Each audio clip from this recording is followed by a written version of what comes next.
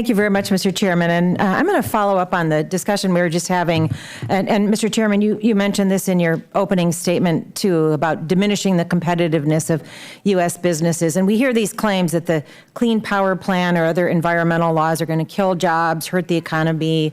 There's a suggestion that our businesses will go overseas. I just read this morning that IKEA just pledged €1 billion, which is $1.13 billion, to help slow climate change through renewable energy and steps to help poor nations cope with climate change. They said this is good for customers, good for the climate, and good for their company.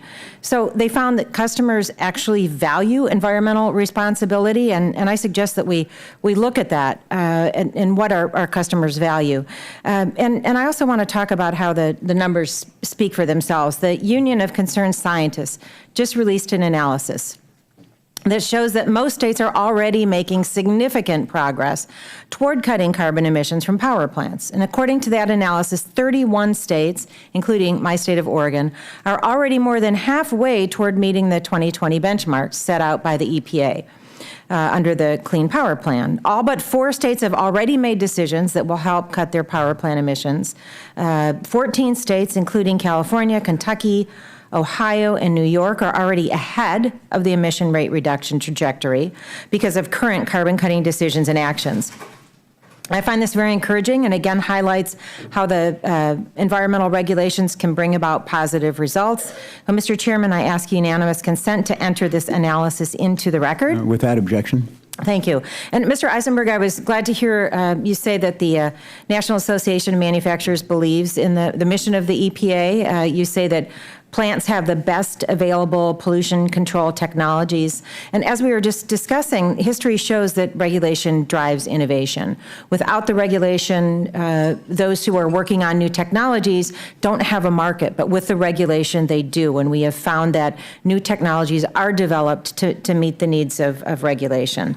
So I want to ask Dr. Paulson, many are arguing that it's just not worth it, the costs are too high.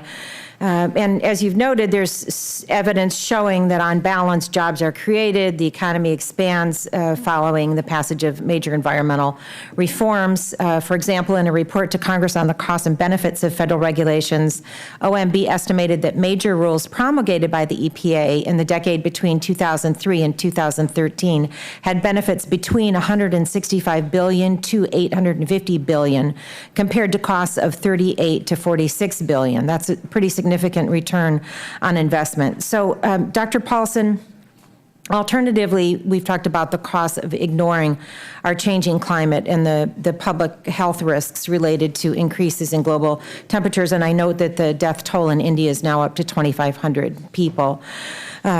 Tragic over there. Climate change also has the potential to exacerbate existing health conditions, as you've discussed, such as asthma. Now, we've had hearings in this committee before where we've talked about how the EPA is not allowed to consider the costs when they, for example, set the standard under the Clean Air Act, the ozone standard.